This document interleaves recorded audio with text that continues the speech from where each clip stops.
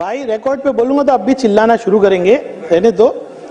वो एक x cabinet minister की स्कूल है। आपका काम है आशीष जी, मैं आपसे आश्वासन चाहूंगा सभागृह में कि ये पॉलिसी रद्द होना चाहिए। पिछले 5 साल में सरकार से जितनी निधि आई उसमें से 23 करोड़ रुपया मैंने स्कूल्स को दिया। 23 करोड़ रुपया। इस बजट में भी मेरे निधि से भी जितना पैसा आता है मैं 60% एजुकेशन पे देता हूं।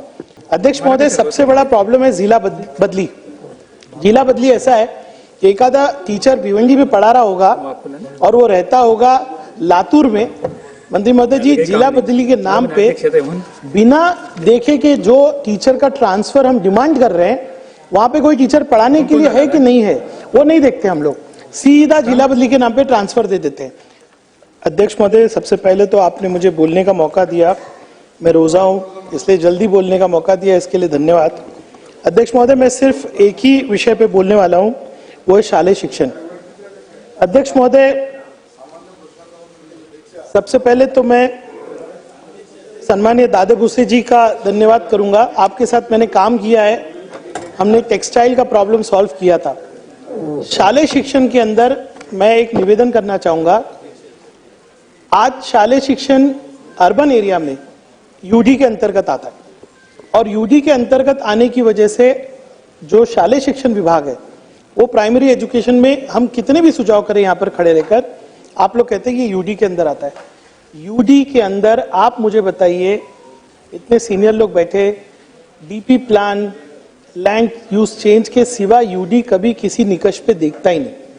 सबसे पहले तो आपने यूडी के साथ एक मीटिंग रखना चाहिए कि जितनी अर्बन लोकल बॉडीज है, आज भिवंडी के अंदर अपने बजट के अंदर एजुकेशन बजट भी नहीं है, यानी कि पूरे बजट का कितना परसेंटेज जो है लोकल बॉडी एजुकेशन पे खर्च करती है, ऐसे कोई गाइडलाइंस ही नहीं।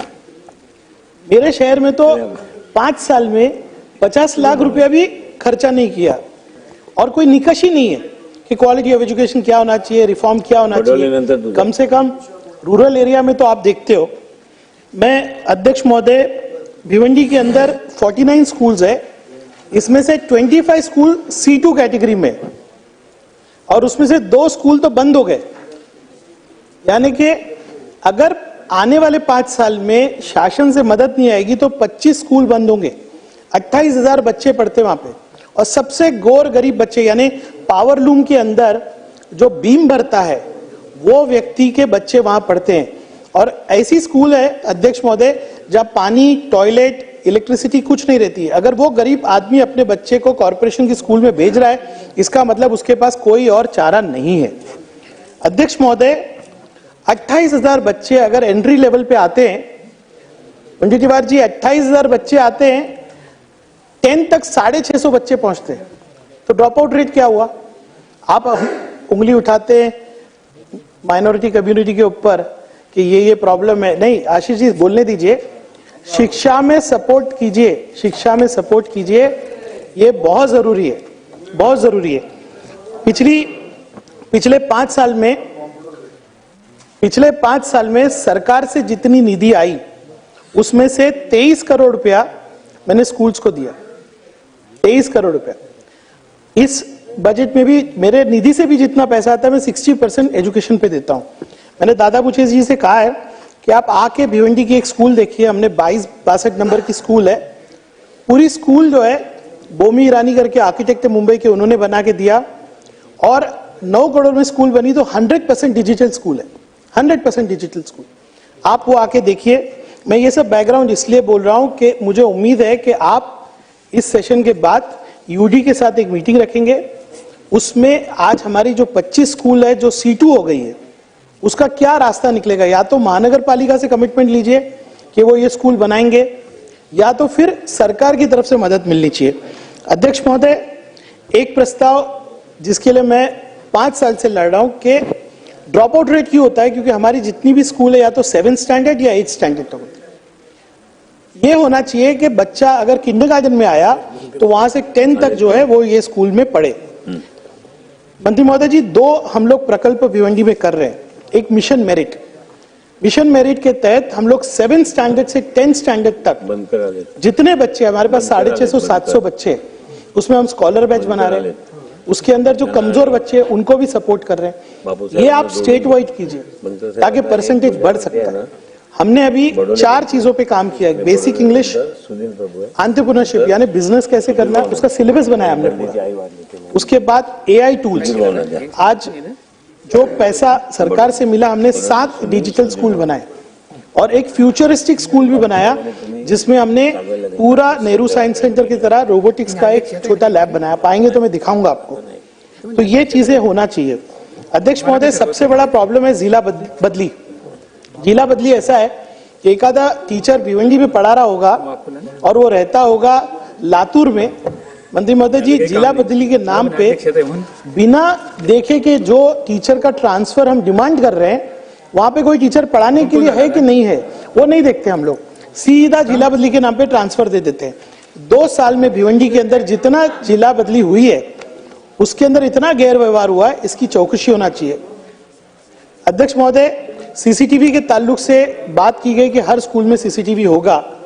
आज भी मुंबई महानगर पालिका के अंदर जो इतनी श्रीमंत कॉरपोरेशन है, आज भी वहां के अंदर सीसीटीवी नहीं है, तो भिवंडी का तो सवाल ही नहीं उठता। आपने सभागृह को पिछले सरकार ने ये आश्वासित किया था जब एक इंसिडेंट हुआ था कि हर स्कूल में सीसीटीवी होगा, आज भी वो नहीं है। अध्यक्ष महोदय, मैं बीएमसी के 2 ही मुद्दे लूंगा।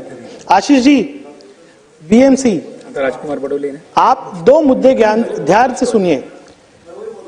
आशीष शेलार जी थे, अमित साटम जी, हम लोग नगर सेवक थे, हमने स्कूलों को बचाने का काम किया।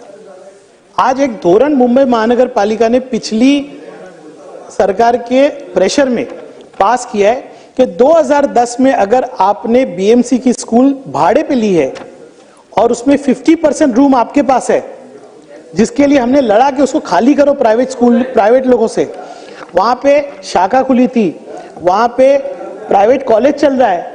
मुंबई महानगर पालिका ने एक धोरण बनाया, मैं आपको उसकी कॉपी दूंगा, कि वो एनजीओ ही उसका रीडेवलपमेंट करे, हम स्कूल ही उसको दे देंगे। मैं नाम यहाँ नहीं ले रहा हूं, एक ही मिनट में खत्म करूंगा।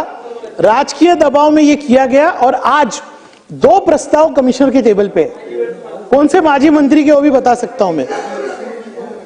स्कूल उनको दे देने का, मैं धोरण की कॉपी सम्माननीय मुख्यमंत्री जी को दियो, मैं तुमको देता हूं ना। पॉलिसी तो रोको भाई, रिकॉर्ड पे बोलूंगा तो अब भी चिल्लाना शुरू करेंगे, रहने दो। वो एक एक्स कैबिनेट मिनिस्टर की स्कूल है। आपका काम है आशीष जी, मैं आपसे आश्वासन चाहूंगा सभागृह में कि ये पॉलिसी रद्द होना चाहिए। अभी बीट ऑफिसर के रिक्रूटमेंट बीएमसी में हो रहे हैं। हमेशा कैसे होते हैं कि जो टीचर है वही एग्जाम देके बीओ बनते हैं। इस बार बाहर से बीओ ला रहे बीट ऑफिसर, 20-20 लाख रुपया एक बीओ के लिए ले रहे हैं। लोक प्रतिनिधि नहीं होने का नुकसान है आशीष जी, कोई देखने वाला नहीं। प्रशासक जो निर्णय चाहे ले सकता है। बीट ऑफिसर आप बीएमसी में बाहर से आएंगे और कैसे अपॉइंट करेंगे? इंटरव्यू। 20-20 लाख रुपया भी मांग रहे स्कूल्स में बीट ऑफिसर्स। अध्यक्ष महोदय, मेरे यही मुद्दे थे, आपने बोलने का मुझे मौका दिया, धन्यवाद।